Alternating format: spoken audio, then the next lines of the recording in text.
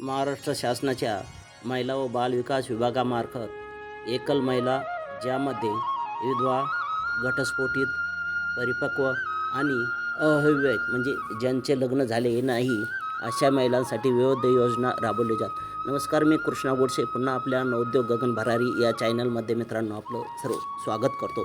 मित्रांनो, शासनाच्या अशा अनेक योजना आहेत ज्या कोणाला माहीत नसतात. सबस्क्राईब करा, शेअर करा, जेणेकरून नवीन आले इंटिमेशन तुम्हाला मिळेल. मित्रांनो, अशा अनेक योजना शासनाच्या माहिती नसतात, त्यामुळं योग्य अशा चॅनलला सबस्क्राईब करून ठेवा, निवड करा.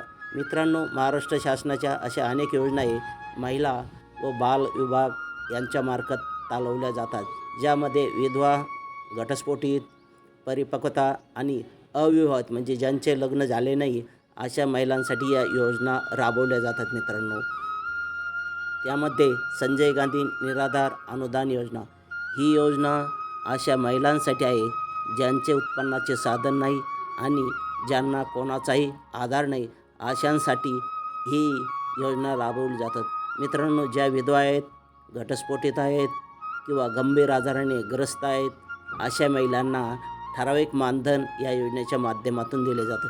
मित्रांनो, पुण्यश्लोक अहिल्यादेवी होळकर रोपवाटिका योजना महिलांना ही कृषी क्षेत्रात उद्योजक बनवण्यासाठी ही योजना आहे. मित्रांनो, यांचा उद्देश असा आहे, ज्या महिलांना स्वतःची रोपवाटिका देऊन एक स्वावलंबन बनवण्यासाठी ही योजना आहे. मित्रांनो, यासाठी रोपवाटिका उभारण्यासाठी खर्चाच्या 50% अनुदान ज्या महिला घटस्फोटित आहे, विभक्त राहतात, ज्यांना कोणाचाही आधार नाही, अशा कुटुंबासाठी ही योजना राबवली जाते.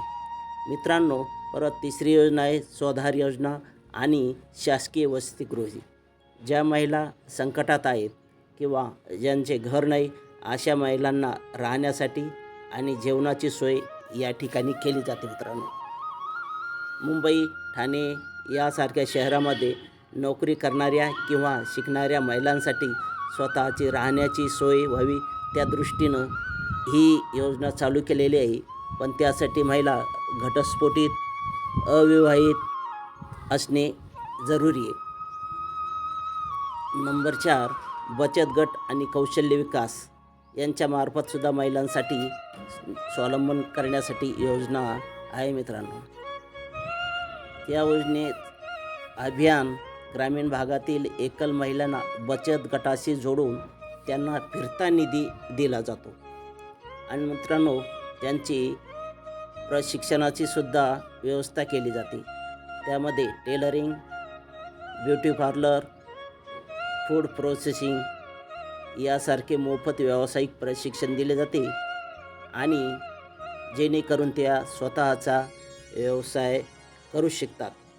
त्यासाठी सुद्धा विधवा महिलांना, घटस्फोटित, ज्या एकल महिला आहेत, त्यांना कुठूनही उत्पन्नाचा आधार नाही अशा महिलांसाठी ही योजना आहे. मित्रांनो, त्यानंतर पुन्हा महिला व बालविकास महाराष्ट्र शासन यांच्यातर्फे लेक लाडकी ही योजनासुद्धा अंमलात आलेली.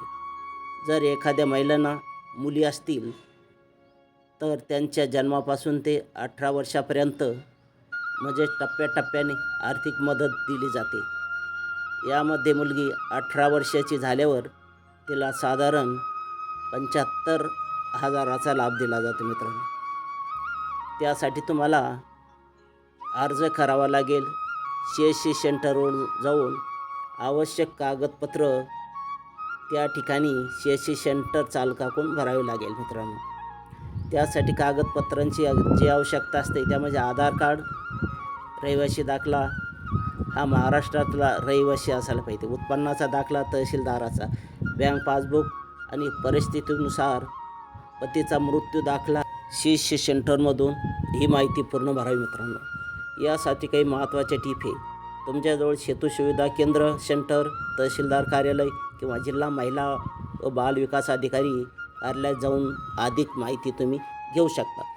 मित्रांनो, या चॅनलला सबस्क्राईब करून ठेवा, लाईक करा, जेणेकरून शासनाच्या विविध योजना असतात या चॅनलच्या माध्यमातून तुम्हाला त्याची माहिती दिली जातो आणि जास्तीत जास्त ग्रामीण भागातील महिलांसाठी या योजनेचा फायदा होता मित्रांनो. त्यामुळं हे लाईक करा, शेअर करा, सबस्क्राईब करा आणि जेणेकरून अधिक अशा महिला असतात त्यांच्यापर्यंत ही माहिती पोहोचवा मित्रांनो.